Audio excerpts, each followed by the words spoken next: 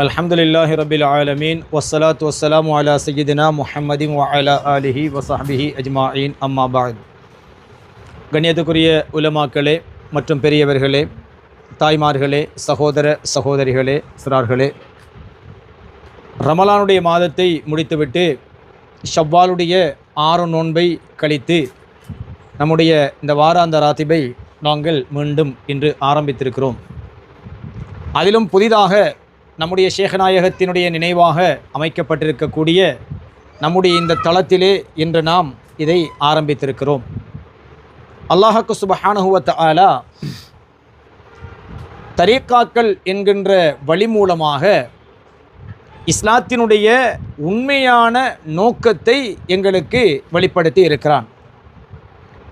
இஸ்லாத்தினுடைய உண்மையான நோக்கம் என்னவென்று கேட்டால், அல்லாஹ் ஒரு ரசூலை இந்த உலகத்துக்கு அனுப்பினால் அந்த ரசூலுடைய டியூட்டி என்ன தெரியுமா? யுஸக்கீஹிம், அவர்களை என்ன செய்வார்? அவர்களுடைய உள்ளங்களை தூய்மைப்படுத்துவார். தஸ்கியத்துன் நஃப்ஸ் என்று சொல்லுவார்கள். வயுஅல்லிமுஹுமுல் கிதாப, இரண்டாவதாக வேதத்தை கற்றுக் கொடுப்பார்கள். வல் ஹிக்மத, அதில் இருக்கின்ற ஞானத்தையும் கற்றுக் கொடுப்பார்கள். முதலாவது விஷயம் என்ன? யுஸக்கீஹிம், அவர்களுடைய நஃப்ஸுகளை சுத்தப்படுத்துவது. வயுஅல்லிமுஹுமுல் கிதாப், வேதத்தை கற்றுக் கொடுப்பது. வல் ஹிக்மத, ஞானத்தை கற்றுக் கொடுப்பது. அப்போ அந்த ஹிக்மத் என்று சொல்லக்கூடிய ஞானம்தான் ஒரு மனிதனுடைய இலக்கு. அதை கற்றுக் கொடுப்பதற்கு முன்னர் மனிதனுடைய நஃப்ஸு, கல்பு, இவைகள் சுத்தமடைய வேண்டும்.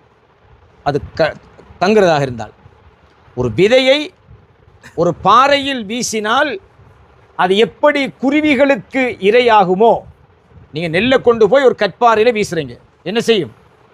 பறவைகளுக்கு இரையாகுமே தவிர அது விதையாகி முளைக்க மாட்டாது. அப்படி என்றால் எங்கே விதைக்க வேண்டும்? நல்ல பதப்படுத்தப்பட்ட ஒரு வயல் நிலத்தில் தான் அதை என்ன செய்ய வேண்டும்? வீச வேண்டும்.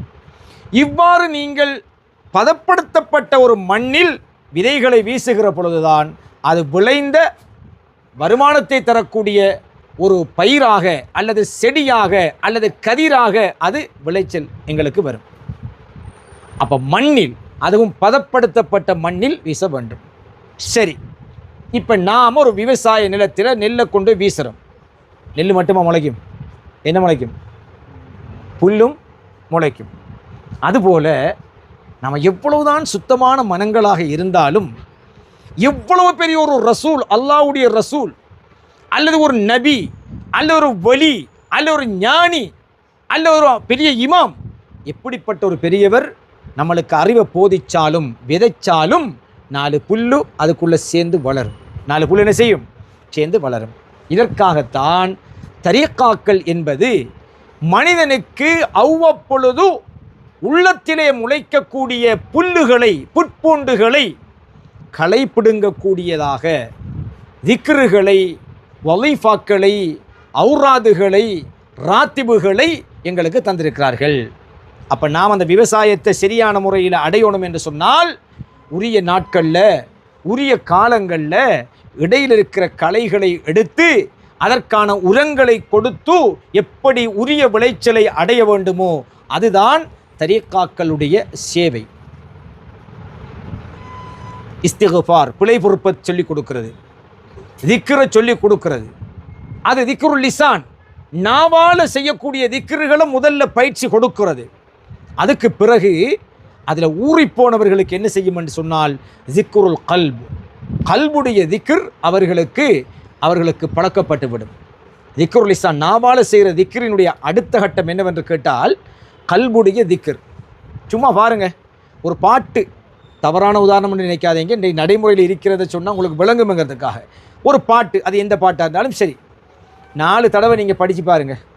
படித்தா 5ஆம் தடவை நீங்கள் வேலை செய்யக்கிட்ட உங்களோட மூக்கு அந்த பாட்டை முணுமுணுத்து கொண்டே இருக்கும். ஏன்னா நீங்கள் அந்த பாட்டுக்கு இசைவாக்கம் அடைந்து விட்டீர்கள். நாக்கால் படித்து அதில் நீங்கள் ஊறி போனீங்கன்னு சொல்லி சொன்னால் என்ன செய்யும் தெரியுமா? அது நீங்கள் வேறு ஏதாவது வேலை ஒன்று செய்யக்கிட்ட அது உங்களுக்கு மூக்கால முணுமுணுத்துக்கிட்டு ராகமாவது உங்களை வேலை ஓடும். என்ன காரணம்? அதில் நீங்கள் ஊறி போயிட்டீங்க.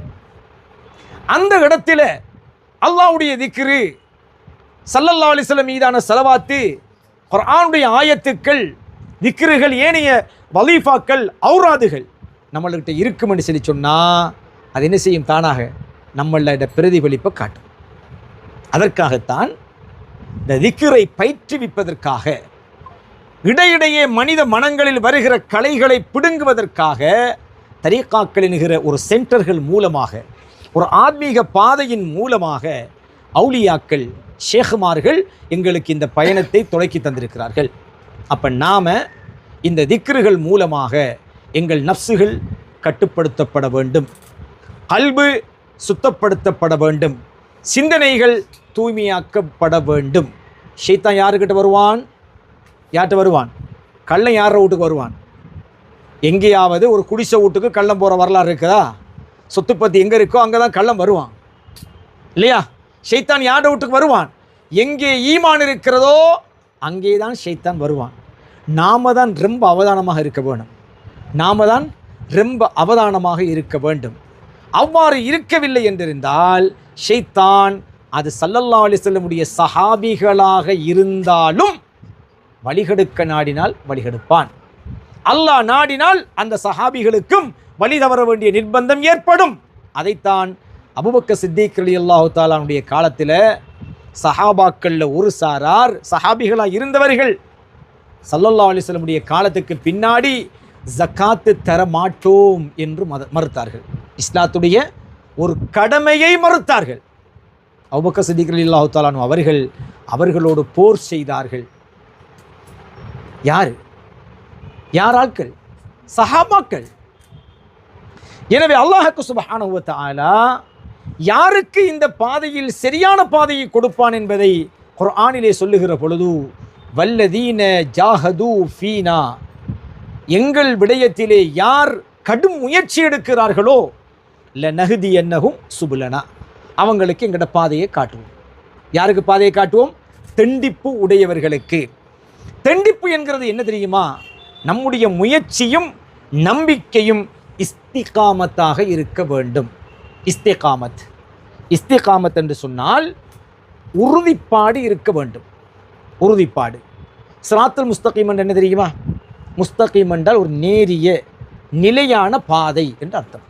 ஒரு நிலையான பாதை இருக்க வேண்டும். நாம் ஒரு பாதையை பின்பற்றுகின்ற பொழுது அதை நாம் தீர்க்கமாக எடுத்து அந்த பாதையை பின்பற்ற வேண்டும். ஒரு குருவை பெறுகின்ற பொழுது அதை தீர்க்கமாக எடுக்க வேண்டும்.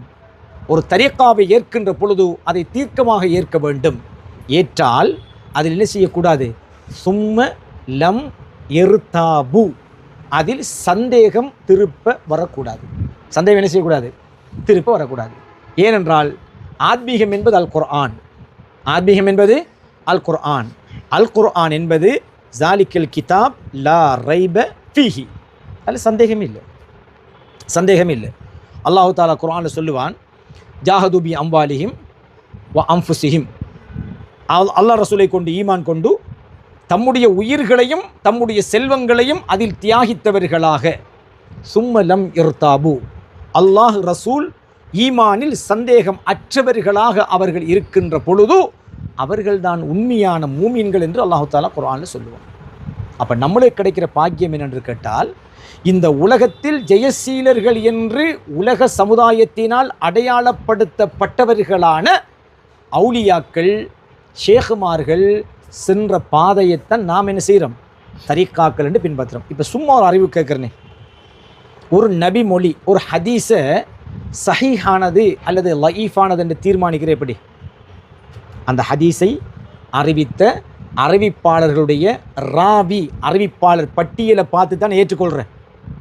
யார் சொன்னதாக யார் சொல்கிறா, ஸல்லல்லாஹு அலைஹி வஸல்லம் கிட்ட யார் கேட்டிருக்கிறா, அதுக்கு அடுத்து யார் கேட்டிருக்கிறா, அந்த கேட்டவங்களுடைய நம்பகத்தன்மை என்ன என்கிறத வச்சுத்தானே ஒரு ஹதீஸை நம்ம தீர்மானிக்கிறோம். இப்படி இந்த உலகத்தில் தோன்றியிருக்கிற இயக்கங்களாக இருக்கட்டும், சொசைட்டிகளாக இருக்கட்டும், என்ஜிஓ, இஸ்லாமிக் என்ஜிஓக்களாக இருக்கட்டும், எந்த ஒன்றுக்காவது நீங்கள் ஆதாரபூர்வமான வழித்தொடர் இருக்கிறதா என்று நீங்கள் தேடி பார்ப்பீர்களாக இருந்தால் அசைக்க முடியாத சான்றோடு இருக்கிற ஒரே ஒரு வழியே தான் இருக்கும், தரீக்கா மட்டும்தான். ஸல்லல்லாஹு அலைஹி வஸல்லம் அவங்களுக்கு பிறகு யார், அதுக்கு பிறகு யார், இது வரைக்கும் யார் அந்த வழியாக வந்து இந்த மார்க்கத்தை நமக்கு தந்தார்கள் என்பதை நாங்கள் சில்சிலா என்ற வழியின் மூலமாக பார்க்கிறோம். அப்போ இது ஒரு சந்தேகமில்லாத பாதை, ஊர்ஜிதமான பாதை. நாம் பிழையானவர்களாக இருக்கலாம், ஆனால் நம்மை வழிகாட்டுகின்ற அந்த சில்சிலாவிலே வருகின்ற ஷேகுமார்கள் இருக்கின்றார்களே, அவர்கள் எல்லோரும் இந்த உலகத்திலே இறைநேச செல்வர்களாய் வாழ்ந்ததற்கான சான்றுகள் இன்றும் நிலைத்திருக்கின்ற உத்தம பெரியார்கள். அந்த பாதையை நம்ம பின்பற்றி வருகிற பொழுது நம்ம என்ன செய்யணும்? இந்த ஔராதுகள், திக்ருகள் எங்களோட கல்வை பரிசுத்தப்படுத்த வேண்டும், நஃப்ஸை பரிசுத்தப்படுத்த வேண்டும். அதுக்கு பிறகு அதில் உள்ள அறிவு ஞானங்களை நாங்கள் பெற்றுக்கொள்ள வேண்டும். சரி, இப்போ நம்மளால் முடிஞ்ச அறிவு ஞானங்களை, ஷரியத்துடைய சட்டத்திட்டங்களை, தரிக்கத்துடைய ஆழமான விஷயங்களை, ஹகீக்கத்துடைய நுட்பங்களை, மாரிஃபாவுடைய நுணுக்கங்களை எல்லாம் நம்மளை முடிஞ்ச வரைக்கும் கேட்டிருக்கிறோம், பார்த்துருக்கிறோம். ஆனால் அது தொடரானதாக இல்லாவிட்டால், இடைவெளி விடப்பட்டதாக இருந்தால் ஒரு நிலையான பிரயோஜனத்தை நாம் அடைய முடியாது. அதனால் நாம் எல்லோரும் என்ன செய்ய வேண்டும்?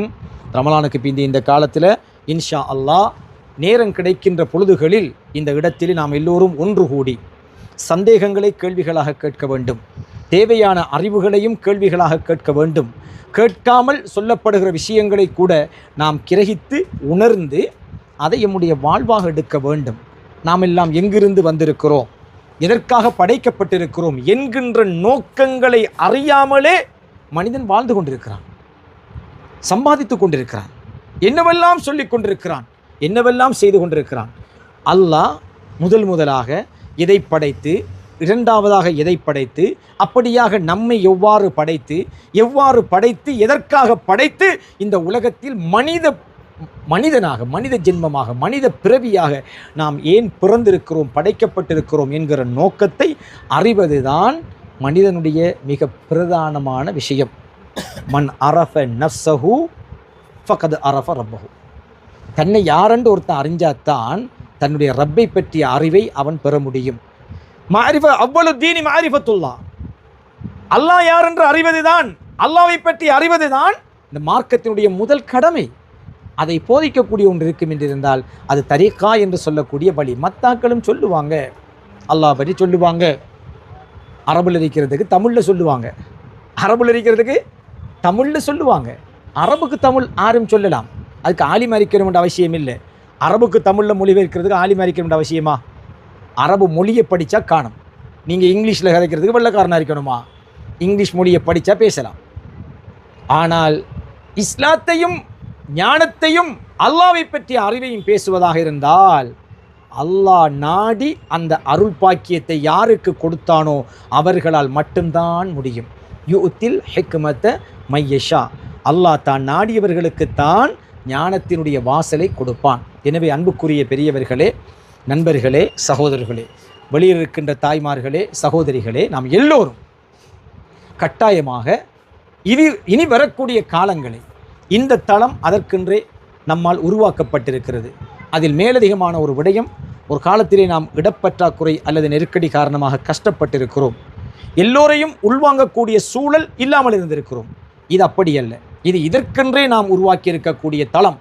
அதனால் இன்ஷா அல்லாஹ் நாமும் நம்மை சார்ந்தவர்களும் தாராளமாக இந்த இடத்திலே வந்து அறிவு ஞானங்களை கேட்டு படித்து, சில புத்தகங்கள், வழிகாட்டல் புத்தகங்கள் இருக்கின்றன, ஞான நூட்கள், அவைகளை வாசித்து நீங்கள் அனைவரும் கட்டாயம் பலன் பெற வேண்டும் இன்ஷா அல்லாஹ். நான் இருக்கின்ற பொழுதும் சரி, நான் இல்லாத பொழுதிலும் சரி, அந்த புத்தகங்களை நீங்கள் வாசித்து தெரியாதவைகளை கேட்டு கிரகித்து நீங்கள் ஒரு முழுமையான ஒரு முஸ்லிமாக மாற்றப்பட வேண்டும். எல்லாமல் அல்லாஹு தஆலா இந்த புனிதமான இடத்திலே நம்முடைய ஷேഖ்மார்களுடைய பொருட்டால் பரக்கத்தினால் நிறைவான ஞானத்தையும், எல்லா அறிவு ஞானத்தையும், பக்குவத்தையும் அல்லாஹு தஆலா நம் அனைவருக்கும் தந்தல் புரிவானாக. ஆமீன் யா ரப்பல் ஆலமீன். வல்ஹம்துலில்லாஹி ரப்பில் ஆலமீன். வஸ்ஸலாமு அலைக்கும் வரஹ்மத்துல்லாஹி வபரகாத்துஹு.